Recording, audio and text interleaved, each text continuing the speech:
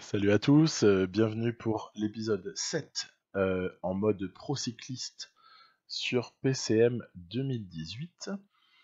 Notre coureur est en train d'aborder le Tour de Suisse. Alors, il lui manque pas grand-chose pour avoir un accès au niveau 17, très bien.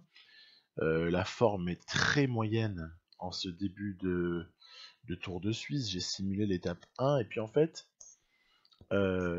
voilà, je voulais ben, jouer également l'étape 2 parce qu'elle avait un petit peu de relief. Moi, c'est ce qui m'arrange pour essayer de tenter des trucs.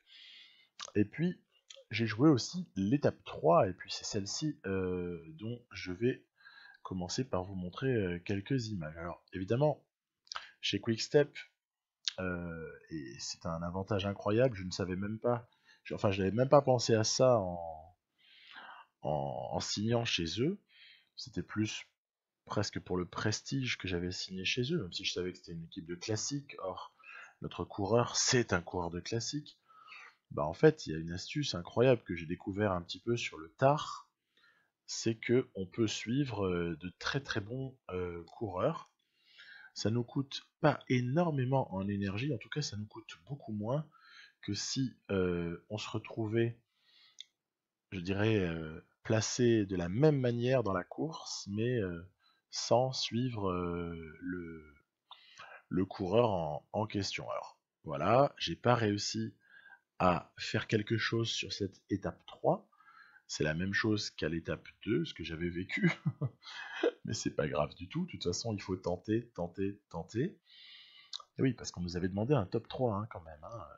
Et donc, bon, voilà.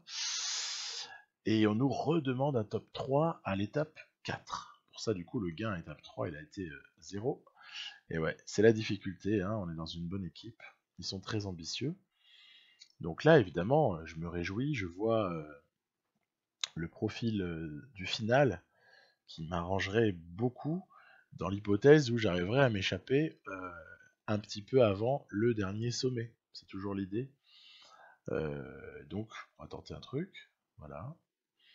Donc, on tente de s'en aller. On voit que on est suivi. Et très rapidement, voilà, je remets. En fait, je fais une attaque en plusieurs temps. Attaque, relais, attaque, relais, et on va en replanter une petite. Voilà, ça c'est histoire de parfois décourager les mecs de suivre. Et là, on se retrouve dans une configuration qui est pas mauvaise du tout, puisqu'on n'est pas tout seul. On est à deux. Et à deux, ben c'est facile, on n'a qu'un seul adversaire dans l'hypothèse, on a la chance. Et c'est ce qui se profile, parce qu'on est dans une descente. L'arrivée était au bout de la descente. Quand on a la chance d'arriver à deux, ben il n'y a qu'un seul mec à battre. Donc c'est quand même une configuration assez sympa, surtout qu'on a un mec qui relaie, Skynes, il prend les relais. Moi ça m'arrange beaucoup, beaucoup. Et puis donc il va juste falloir maintenant être malin et décider du moment où on lance le sprint, puisque je crois pouvoir dire dans PCM 18 que les coureurs ont l'intelligence de lancer le sprint à la distance qui les arrange, eux. Alors, si vous laissez un type lancer le sprint au moment où ça l'arrange lui, si c'est un bon sprinter, vous avez quasiment aucune chance de gagner. En revanche, si vous le lancez au moment où ça vous arrange vous, ben, vous pouvez battre quelqu'un de meilleur en fait. En tout cas, c'est vraiment l'intuition que j'ai sur toutes les courses que j'ai pu disputer là sur PCM 2018 depuis sa sortie. Donc bah, c'est sympa, c'est quand même notre première victoire en World Tour, certes, chez Quickstep aussi. Du coup, ça nous offre un super joli bonus de points. Et ce bonus va nous faire level up. Voilà, on est niveau 17. Donc je l'attendais, celui-là, je vous fais pas un dessin. Plus 1 en pavé, super. Plus 1 en baroudeur, pourquoi pas.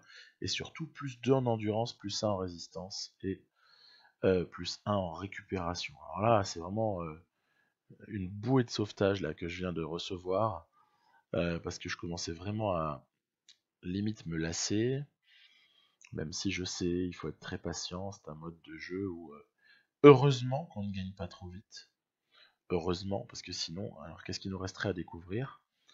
Et surtout, galérer, bah, c'est bien utile, hein, parce que puis vous croyez quoi? Qu'un jeune coureur, il va gagner en World Tour tout le temps, là, dès sa deuxième année? Faut pas déconner non plus. Alors, on est au championnat de France. Et là, ben, vu le profil, je croyais que c'était fichu. Et je m'aperçois en cette fin de course qu'on n'est déjà qu'une grosse vingtaine restant. Parce que j'ai suivi à la Philippe jusque-là, je ne vous le cache pas. À la Philippe, c'est la roue à prendre, hormis dans le final où il peut vous crever sur une accélération. Mais sinon, c'est la roue à prendre. Et puis de ce fait, bah, je vois qu'il y a un échappé là, c'est Vachon. C'est le français Vachon, on dirait qu'il était français ici. Ouais, je tente de m'extirper. Là, il y avait une petite difficulté du parcours et on est à 5 km d'arrivée, on est 2 hommes en tête. Et puis on a surtout la chance que l'avance grimpe à une vingtaine de secondes, ce qui laisse entrevoir une arrivée à 2. Une arrivée à 2 qui, encore une fois, moi, m'arrange beaucoup.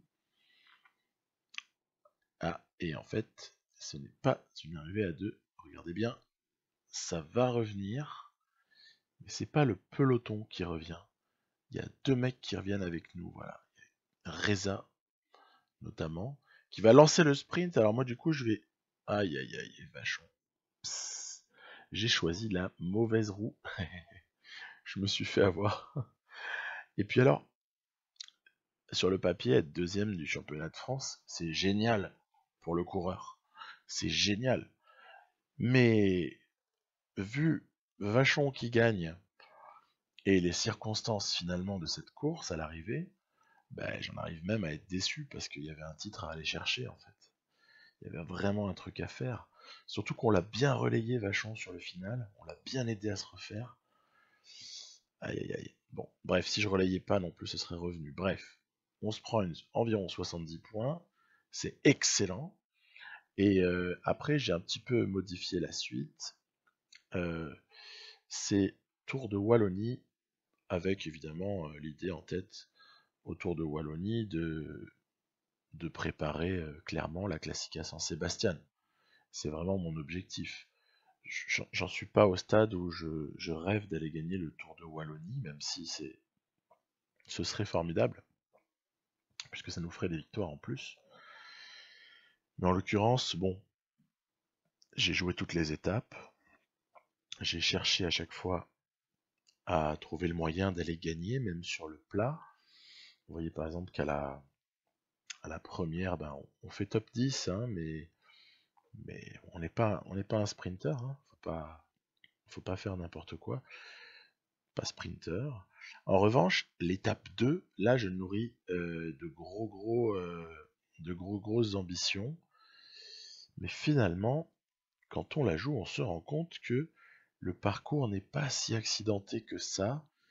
Et l'occasion d'attaquer de manière, je dirais, tranchante, elle se présente pas vraiment.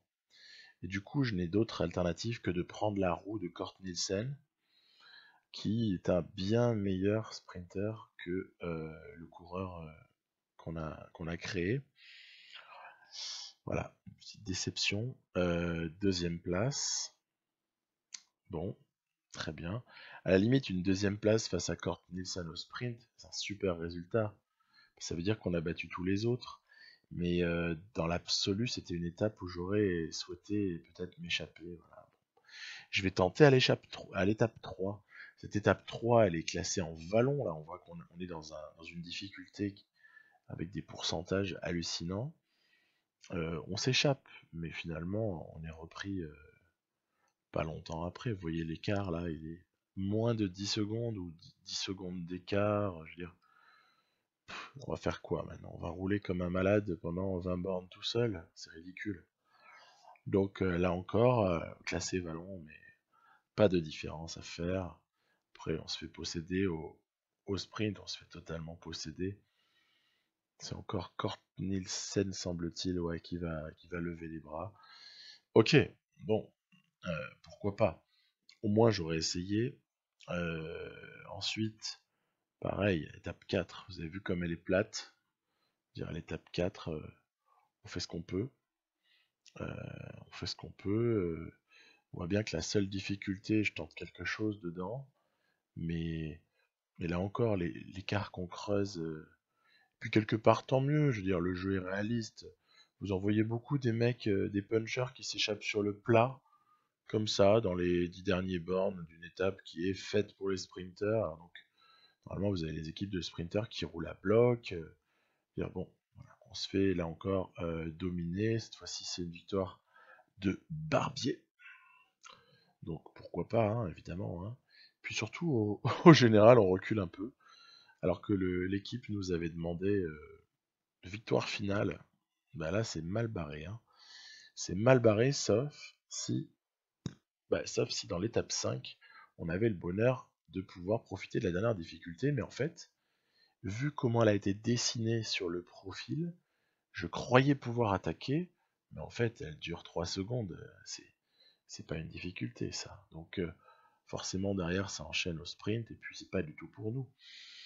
Bref, petite fessée, hein, un petit pampan cucu là sur ce tour de Wallonie. On est 6ème alors que le directeur sportif nous demandait une victoire. Bon ben on est vraiment loin du but. Après Kurt Nielsen était dur à battre. Hein. Donc moi je le prends vraiment comme un gros échec, mais Dieu merci, on arrive à la Classica San Sebastian et on a la chance de tirer une forme +3, une forme du jour +3, ce qui nous donne de vraies chances de au moins figurer dans le final, quoi. Voilà. Je vais évidemment prendre la roue d'Alaphilippe jusqu'au bas de la dernière difficulté, ce qui permet d'être dans le peloton, mais il y a beaucoup de coureurs hein, qui sont encore présents. Puis en fait, je me dis que comme il est capable d'attaquer et de laisser tout le monde sur place, Alaphilippe, je vais plutôt prendre la roue de Gilbert qui lui a l'air de travailler pour Alaphilippe. Voilà, j'adopte plutôt cette stratégie-là. Et il se trouve que j'ai la chance que Philippe Gilbert, en fait, bosse comme un malade pour essayer de faire la sélection dans le début de cette difficulté. Il y a Tim Wellens, la championne de Belgique tout frais, qui place une attaque. Donc évidemment, moi, je prends tout de suite la contre-attaque. Je prends la roue de Wellens. On va voir que il n'y a pas d'écart qui se creuse.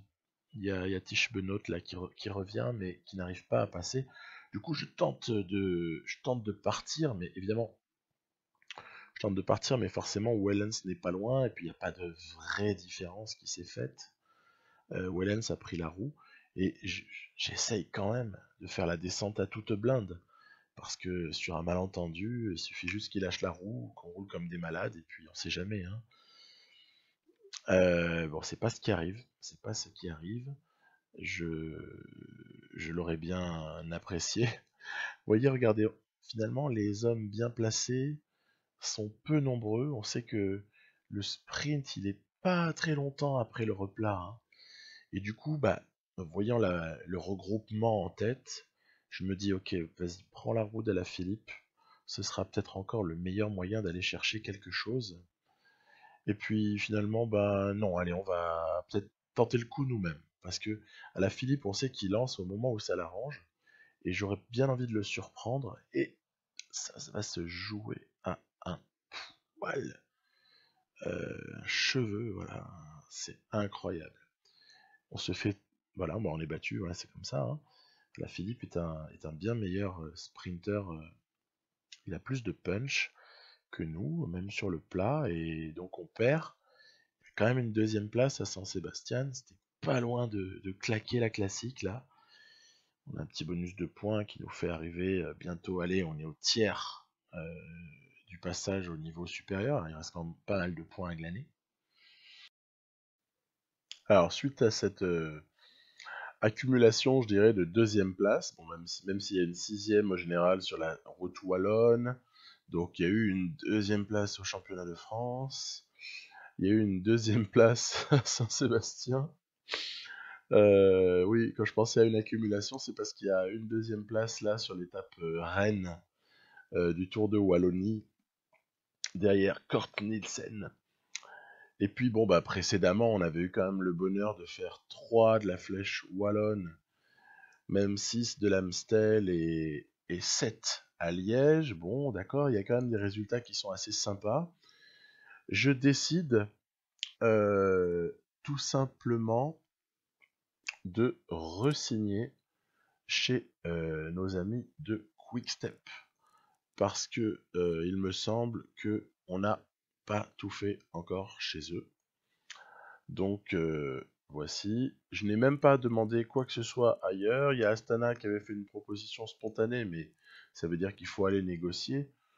On peut s'amuser à regarder, mais voilà. Ils proposent plus ou moins grosso modo le même argent que celui qui nous est accepté du côté de Quickstep. Moi, je demande vraiment 1 an parce que je veux pouvoir renégocier l'an prochain. Il n'est pas dit d'ailleurs que on reste chez Quickstep, même si honnêtement je suis bien.